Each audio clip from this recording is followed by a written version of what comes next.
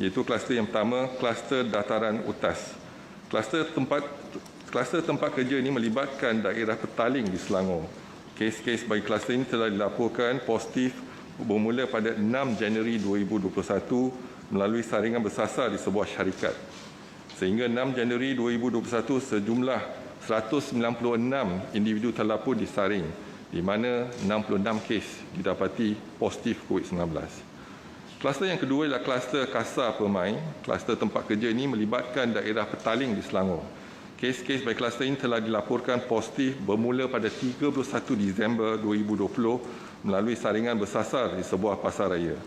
Sehingga 6 Januari, sejumlah 650 individu telah disaring, di mana 109 individu telah dikesan positif. Kluster yang ketiga ialah kluster Medan Jasa. Kluster ini melibatkan daerah Petaling di Selangor, daerah Kuala Kangsar di Perak dan daerah Lembah Pantai di wilayah Persekutuan Kuala Lumpur. Kes indeks bagi kluster ini iaitu kes ke 107,659 merupakan kes severe acute respiratory infection telah dilaporkan positif COVID-19 pada 29 Disember 2020. Sehingga 6 Januari sejumlah 142 individu telah disaring, di mana 64 kes dikesan positif. Kluster yang keempat ialah kluster Tasik Utama.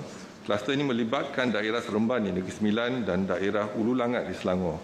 Kes indeks bagi kluster ini iaitu kes ke 123,974 telah dilaporkan positif pada 6 Januari 2021 hasil saringan individu bergejala. Sehingga 6 Januari 2021 sejumlah 511 individu telah disaring, di mana 49 kes dikesan positif. Kluster yang kelima ialah kluster Frema. Kluster tempat kerja ini melibatkan daerah Johor Bahru di Johor. Kes-kes bagi kluster ini telah dilaporkan positif COVID-19 bermula pada 6 Januari 2021 melalui saringan bersasar di sebuah kilang. Sehingga 6 Januari, sejumlah 85 individu telah disaring, di mana 45 kes positif telah dikesan. Kluster yang keenam ialah kluster persiaran teknologi. Kluster tempat kerja ini melibatkan daerah Kulai di Johor. Kes-kes kluster ini telah dilaporkan positif bermula pada 6 Januari 2021 melalui saringan bersasar di sebuah kilang. Sehingga 6 Januari, sejumlah 32 individu telah disaring, di mana 25 kes dikesan positif pada kluster ini. Kluster yang ketujuh ialah kluster Bersepadu. Kluster tempat kerja ini melibatkan daerah Kota Tinggi di Johor dan kes indeks bagi kluster ini iaitu kes ke 114,631 telah dilaporkan positif pada 1 Januari 2021 hasil saringan bersasar di tempat kerja. Sehingga 6 Januari, sejumlah 172 individu telah disaring, di mana 21 kes telah dikesan positif. Kluster yang ke-8 ialah kluster Jalan Padu. Kluster tempat kerja ini melibatkan daerah Johor Bahru di Johor. Kes indeks bagi kluster ini iaitu kes ke 118,692 telah dilaporkan positif pada 3 Januari hasil saringan individu bergejala.